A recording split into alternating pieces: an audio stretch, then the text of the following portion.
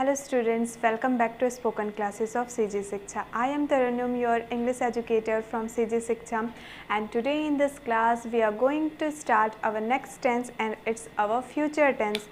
And in future tense we read the 4 forms of future tense. Firstly we read in this class is future simple tense. आज के इस class में हम हमारा अगला tense जो कि है हमारा फ्यूचर टेंस, उसके चारों फॉर्म हम वन बाय वन रीड करेंगे। सो आज के इस क्लास में हम सिर्फ सिंपल फ्यूचर टेंस को रीड करने वाले हैं। सो स्टार्ट करते हैं हमारा ये क्लास। और सबसे पहले हम पढ़ने वाले हैं फ्यूचर टेंस। मीन्स ऑब्वियस ही बात है कि हम किसके बारे में बात करेंगे, फ्यूचर मतलब भविष्य के बारे में, आने वाले कल के बारे में। ठीक है, तो सिंपल फ्यूचर टेंस के अंदर में किस टाइप के सेंटेंसेस आएंगे, जैसे कि मैं आप लोगों को बोलूं कि कल मैं आप लोगों को फ्यूचर कंटिन्यूस पढ़ाऊंगी, दैट्स अवर फ्यूचर, कि वो काम मैं कल करूंगी। ठीक है, या फिर मैं बोलूं कि मैं कल आप लोगों का टेस्ट लूँगी, वो काम कब हो रहा है, मेरा कल हो रहा है। सिंपल, तो जो काम हम कल करने वाले हैं, that's means future simple tense. इस टाइप के सेंटेंसेस जो हम कुछ भी काम, कोई भी चीज़ कल पे डाल देते हैं, कल करने वाले हैं। कल मैं यहाँ जाऊँगी, कल मैं अपने दोस्तों से मिलूँगी, कल मैं पिज़्ज़ा खाऊँगी एंड वॉट एवर। ठीक है, तो ये जो सिंपल टेंसेस हैं that means our future simple tense. So अब हम लोग इसका स्ट्रक्चर देखेंगे, affirmative, negative, interrogative and negative interrogative. Okay, the simple future tense indicates an action that will happen in the future. The future tense is formed by using the helping verb will or shall with the base form of the verb. जैसे कि अभी मैंने आपको बताया कि जो simple future है या फिर जो सिंपल फ्यूचर टेंस है, उसमें हमको किसके बारे में बताया जाएगा, एन एक्शन, वो कार्य जो हम कल करने वाले हैं। ठीक है, और इसमें as a helping verb will और शाल का यूज़ होता है, और base form of a verb means verb का फर्स्ट फॉर्म यूज़ होता है। Okay, for example the dog will bark at the mail main, it's not a male main, it's a made man. Okay, जो dog है वो किसको भौंकेगा, एक मेडमैन को भौंकेगा। ठीक है, भौंकेगा मीन्स वो काम कल करने वाला है। I will clean my room, मैं अपना रूम साफ करूँगी। I will fold the laundry, मैं लॉन्ड्री फोल्ड करूँगी। मीन्स ये सारे वर्क कब हो रहे हैं, हमारे फ्यूचर में होने वाले हैं, कल होने वाले हैं। तो इस टाइप के सेंटेंसेस किस पे आएंगे, आपके फ्यूचर सिंपल टेंस में आएंगे। ओके, कुछ और एग्जाम्पल देखते हैं हम। He will go to school tomorrow, वो कल स्कूल जाएगा। कब जाएगा, कल जाएगा, फ्यूचर की बात कर रहे हैं हम। I shall sing a song on a stage, मैं कल या फिर मैं गाना गाऊंगी। कब गाऊंगी, फ्यूचर में गाऊंगी। She will write an essay on pollution, वो पॉल्यूशन पे एसे लिखेगी। We shall go to swimming classes, हम स्विमिंग क्लासेस जाएंगे। They will play basketball on Sunday, वो संडे को वे लोग संडे को बास्केटबॉल खेलेंगे। You will read a novel, तुम नोवेल पढ़ोगे। And David will sleep early, David जो है वो जल्दी सो जाएगा। तो ये सारा देख सकते हैं आप, जो भी सेंटेंसेस यहाँ पे हमने रीड किए, वो सारे वर्क कब हो रहे हैं, हमारे फ्यूचर में हो रहे हैं। कि वो काम ऐसा होगा, वो ये करेगा मीन्स वो करेगी, करेगा, करेगी, करेंगे। इस टाइप के जो सेंटेंसेस होंगे वही क्या होंगे, आपके फ्यूचर सिंपल टेंस में आएंगे। ओके, तो ये तो हमारे कुछ एग्जाम्पल्स थे। अब देखते हैं हम structure of future simple affirmative. सबसे पहले हम अफर्मेटिव का तो हमने स्टार्टिंग में ही देख लिया, वर्ब का बेस फॉर्म और विल और शैल का यूज होगा। So the structure is subject plus will oblique shell plus verb first form plus object. ये आपका स्ट्रक्चर है फ्यूचर सिंपल टेंस का।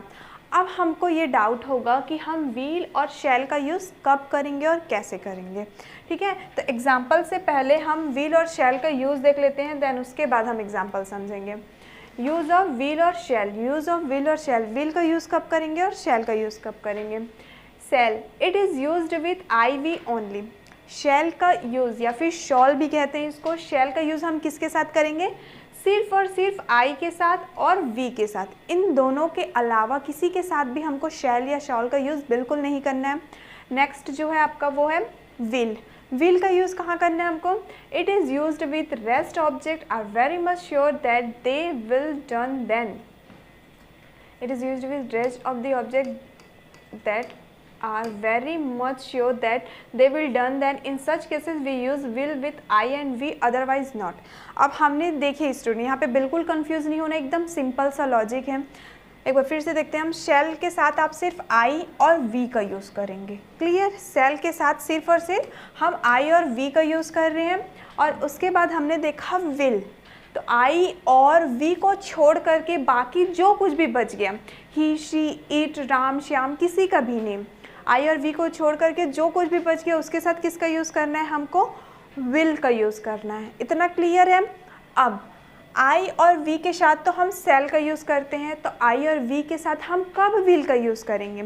तो हम आई और वी के साथ तब विल का यूज़ करते हैं जब हम कुछ चीज़ को लेके बहुत ज़्यादा श्योर होते हैं। जैसे कि अगर मैं श्योर हूँ कि कल मैं आप लोगों को फ्यूचर कंटिन्यूस पढ़ाऊँगी, ठीक है, तब मैं बोलूँगी आई विल। लेकिन मैं बोल रही हूँ कि शायद मैं कल आप लोगों को फ्यूचर कंटिन्यूस पढ़ाऊँगी, या फिर मैं श्योर नहीं हूँ, हो सकता है कल कुछ टेक्निकल इशू की वजह से मैं आप लोगों को क्लास नहीं ले पाऊँ, तब के केस में मैं आई के साथ किसका यूज़ करूँगी? सेल का यूज़ करूँगी। क्लियर है? कोई डाउट होना ही नहीं चाहिए आप लोगों को, एकदम सिंपल सा लॉजिक है। आई और वी के साथ में सेल, उन दोनों को छोड़ के बाकी सारे ही, शी, इट, किसी का भी नेम, उसके साथ में विल। और फिर से रिपीट कर रही हूँ मैं, आई और वी के साथ में हम लोग विल कब यूज़ करेंगे? जब हम बहुत ज़्यादा श्योर होंगे।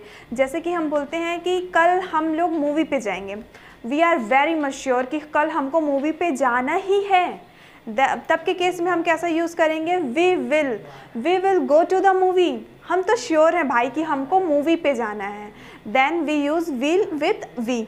तब हम विल का यूज़ करेंगे वी के साथ, we will go to the movie.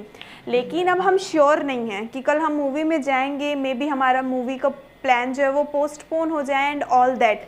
अगर हम श्योर नहीं हैं तब हम किसका यूज़ करेंगे? We shall go to the movie.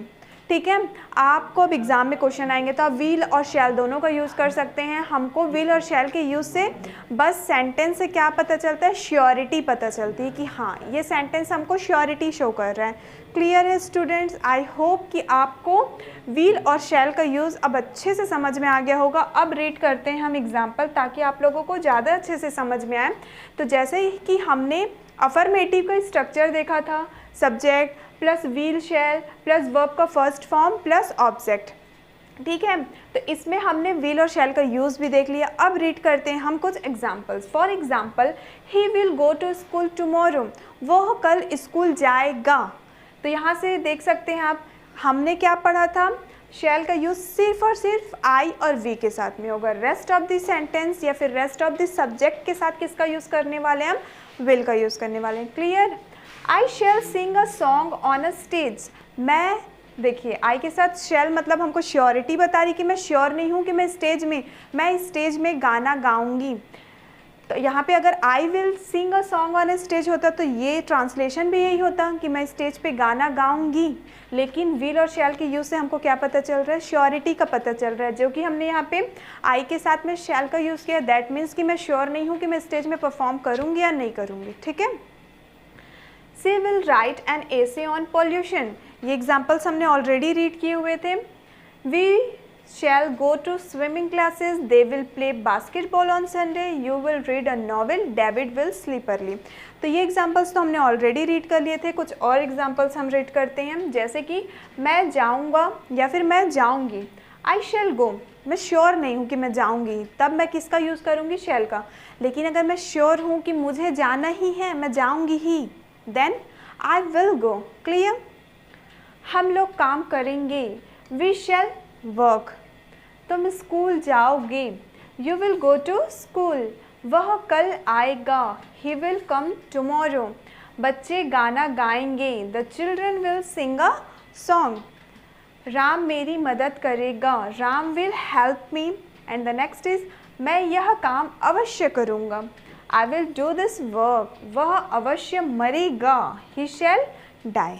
Okay, तो ये कुछ और एग्जाम्पल्स थे हमारे अफर्मेटिव के। अब हमने तो विल और शैल का यूज़ भी देख लिया।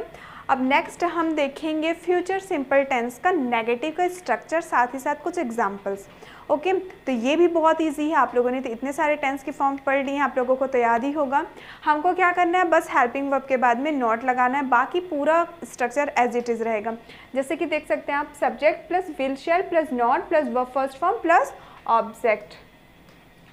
ठीक है, तो देख सकते हैं आप, जैसे अफर्मेटिव ने स्ट्रक्चर पढ़ा था सेम है, बस विल और शैल के बाद में क्या जुड़ गया है, तो विल और शैल के बाद में नेगेटिव के लिए हमने नॉट ऐड कर दिया। क्लियर।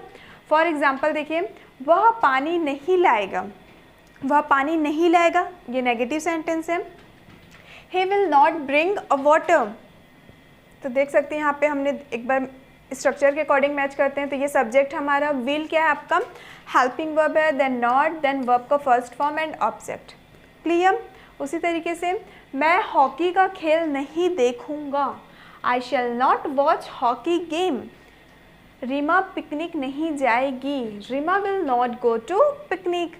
रमेश मेरे घर नहीं आएगा, Ramesh will not come to my home. And the last one is, हम अपनी दोस्ती खराब नहीं करेंगे, we shall not spoil our friendship. तो देख सकते हैं स्टूडेंट्स की ये भी बहुत ही सिंपल है, बस हमको नेगेटिव बनाने के लिए क्या ऐड करना है, यस, हमको नेगेटिव बनाने के लिए सिर्फ नॉट जोड़ देना है, बाकी पूरा स्ट्रक्चर एज इट इज़ ही रहेगा। ठीक है, कुछ और एग्जाम्पल देखते हैं। मैं नहीं जाऊंगा या फिर मैं नहीं जाऊंगी, आई शैल नॉट गो। मैं काम नहीं करूंगा, आई शांट वर्क। ओके, एक चीज़ और आप लोगों को बता दूं मैं, जैसे कि हमने स्ट्रक्चर में देखा था विल और शैल के बाद में हम नॉट लगाते हैं, लेकिन हम लोग इसको शॉर्ट फॉर्म में कैसे लिख सकते हैं। तो देखिए, जैसे कि हम नेगेटिव बना रहे हैं तो हम क्या लिख रहे हैं, विल नॉट लिख रहे हैं, तो इसका कॉन्ट्रैक्शन भी तो होता है ना, तो विल नॉट को हम विलेंट नहीं लिखते हैं, ठीक है, वो रॉन्ग होता है, विलेंट नहीं लिखा जाता है, ये लिखा जाता है आपका want. want then apostrophe comma then t, that means want। and shall not को हम सैलेंट नहीं लिखते हैं, वो भी रॉन्ग होता है। shall not को आप क्या लिखेंगे, शांट। क्लियर। will not का कॉन्ट्रैक्शन होता है आपका want और shall not का कॉन्ट्रैक्शन होता है आपका शांट। अब ये कंफ्यूज मत होइए, जैसे कि हमने यहाँ पे लिखा है we shall not spoil our friendship, हम अपनी दोस्ती खराब नहीं करेंगे, तो यहाँ पे हम लोग shall not के प्लेस में क्या लिख सकते थे, we shan't spoil our friendship। Clear. या आप लोग विल नॉट लिखिए, वो भी करेक्ट है, या फिर विल नॉट के प्लेस पे उसका कॉन्ट्रैक्शन वॉन्ट लिखिए, वो भी करेक्ट है, शैल नॉट लिखिए, वो भी करेक्ट है, शांट लिखिए, वो भी करेक्ट है। क्लियर। तो यहाँ पे हम रीड कर रहे थे, मैं काम नहीं करूँगा, आई शांट वर्क, या फिर आई शैल नॉट वर्क। वह काम नहीं करेगी, शी विल नॉट वर्क, या फिर शी वॉन्ट वर्क। आज वह स्कूल नहीं जाएगा, today he will not go to school. आप अपना काम नहीं करेंगे, you will not do your work. तो इस तरीके से हमारा नेगेटिव सेंटेंस भी बन जाएगा, बस हमको हेल्पिंग वर्ब के बाद में नॉट ऐड करना है। क्लियर। अब नेक्स्ट देखते हैं हम हमारा इंट्रोगेटिव सिंपल फ्यूचर टेंस। अब ये भी आप लोगों को पता होगा, हेल्पिंग वर्ब को हमको पहले लिख देना है, देन सब्जेक्ट, और बाकी रेस्ट ऑफ द स्ट्रक्चर पूरा एज इट इज सेम रहेगा, बस लास्ट में हमको क्वेश्चन मार्क लगाना है। जैसे कि देख सकते हैं आप, सबसे पहले इंट्रोगेटिव में क्या आ जाता है हमारा, विल ऑब्लिक शैल, मतलब हमारा helping verb plus subject plus verb first form plus object. Clear. कुछ एग्जाम्पल्स देखते हैं हम। क्या तुम ऑफिस जाओगी, क्या तुम ऑफिस जाओगी, will you go to office. तो देख सकते हैं यहाँ पे विल है सबसे पहले, देन सब्जेक्ट है, देन वर्ब का फर्स्ट फॉर्म है, देन उसके बाद आपका ऑब्जेक्ट है, और लास्ट में है आपका क्वेश्चन मार्क। क्लियर है। क्या हम झूले में बैठेंगे, shall we seat in swings. क्या रमेश का भाई खेलेगा, विल रमेश ब्रदर प्ले। तुम कैसे जाओगे, how will you go. Okay, इसको भी हम कट करते हैं, जब इसको हम अपना प्रैक्टिस क्वेश्चन सॉल्व वाले क्लासेस करेंगे उसमें इसको रीड करेंगे कि हम इंट्रोगेटिव से कैसे क्वेश्चन बना सकते हैं। ठीक है। क्या मैं पढ़ूंगा, शैल आई रीड। क्या तुम जाओगे, will you go. And the last one is, क्या सीता चित्र बनाएगी, will Sita draw a picture. So students, हमेशा मैं आप लोगों को बोलती हूँ, फिर से याद दिला रही हूँ कि इंट्रोगेटिव में कभी भी आप लोग क्वेश्चन मार्क डालना नहीं भूलेंगे, क्योंकि इंट्रोगेटिव सेंटेंस का मतलब ही क्वेश्चन होता है। क्लियर है आपको? अब देखते हैं लास्ट सेंटेंस जो कि होता है हमारा नेगेटिव इंट्रोगेटिव का। नेगेटिव इंट्रोगेटिव भी बहुत इजी होता है। अगर आप लोगों को इंट्रोगेटिव समझ में आ गया तो नेगेटिव इंट्रोगेटिव तो आसानी से समझ में आ जाएगा, क्योंकि इंट्रोगेटिव का पूरा स्ट्रक्चर रहता है, बस सब्जेक्ट के बाद में हमको नॉट लगाना है। क्योंकि जो नेगेटिव इंट्रोगेटिव है वो नेगेटिव प्लस इंट्रोगेटिव दोनों को अगर हम कंबाइन कर देते हैं तब बन जाता है हमारा नेगेटिव इंट्रोगेटिव सेंटेंस। क्लियर? देखते हैं, will shall plus subject plus not plus verb first form plus object. अगर आप इसको नॉट को हटा देंगे तो देखिए पूरा का पूरा स्ट्रक्चर आपका इंट्रोगेटिव का है। यस, बस हमको सब्जेक्ट के बाद नॉट लगाना है, क्योंकि ये इंट्रोगेटिव के साथ नेगेटिव भी है ना, दोनों का कॉम्बिनेशन है। ओके, और इसमें भी आपका क्वेश्चन मार्क लगेगा।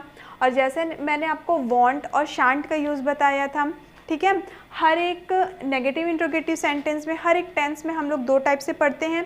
या तो हम सब्जेक्ट के बाद नॉट लगा सकते हैं, या फिर हम स्टार्टिंग में हेल्पिंग वर्ब के साथ में ही लगा सकते हैं, जैसे कि want oblique shan't plus subject plus verb first form plus object and question mark. Clear है? अगर आप लोग सेकेंड वाला रूल फॉलो कर रहे हैं, करेक्ट तो दोनों ही हैं, अगर आप लोग सेकंड वाला रूल फॉलो कर रहे हैं तो एक बात याद रखना होगा कि आप सब्जेक्ट के बाद नॉट नहीं लगाएंगे, क्योंकि नॉट यहाँ पे ऑलरेडी लगा हुआ है, ठीक है। और यहाँ पे हम सब्जेक्ट के बाद नॉट इसलिए लगाते हैं क्योंकि यहाँ पे सिर्फ हमारा हेल्पिंग वर्ब है। ओके, कुछ एग्जांपल्स देखते हैं। Will she not send me a letter, क्या वो मुझे लेटर नहीं भेजेगी। एंड यहाँ पे देखिए will, then subject, then not, then verb first form and then object. Clear है? अब हम इसको और क्या लिख सकते थे, will she not send me a letter, इसको हम लिख सकते थे और वॉन्ट, देखिए यहाँ पे वॉन्ट, देन सब्जेक्ट में आ जाएगा आपका शी, देन वर्ब का फर्स्ट फॉर्म, ठीक है, send, it's not a send, actually it is a send because we use verb first form, ठीक है, ये सेंड होगा। Won't she send me a letter, then question mark. Okay, तो इस तरीके से हम क्या कर सकते हैं, दोनों मेथड से, मीन्स दोनों रूल के अकॉर्डिंग हम नेगेटिव इंट्रोगेटिव के सेंटेंसेस बना सकते हैं। कुछ और एग्जांपल देखते हैं। Will they not buy a new car, क्या वो नया कार नहीं खरीद पाएंगे क्या। Shall we not take exams at the end of semester, क्या हम इस सेमेस्टर के अंत में एग्ज़ाम नहीं ले पाएंगे। Will our teacher not come tomorrow, क्या कल हमारे टीचर नहीं आएंगे। And the last one is shall we not go to school tomorrow, क्या कल हम स्कूल नहीं जाएंगे। ठीक है, तो इस तरीके से हम नेगेटिव इंट्रोगेटिव के सेंटेंसेस लिख सकते हैं। अब हम देखते हैं हमारा अफर्मेटिव, नेगेटिव, इंट्रोगेटिव और इंट्रोनेगेटिव दोनों चारों के सेंटेंसेस को एक साथ। जैसे कि आई विल कम, मैं आऊँगी, देन इसका नेगेटिव बनाऊंगी तो मैं क्या हो जाएगा, आई विल नॉट कम, मैं नहीं आऊँगी। एंड इसका इंट्रोगेटिव बनाएंगे तो विल आई कम, क्या मैं आऊँगी।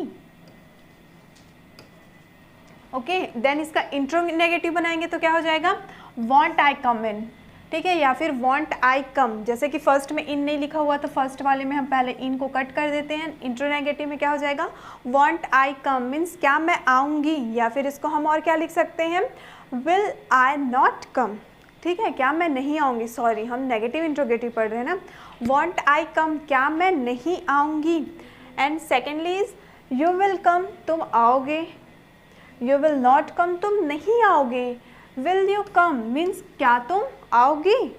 And the last one is want you come, क्या तुम नहीं आओगे। सबसे पहले तो हम इन को कट कर देते हैं।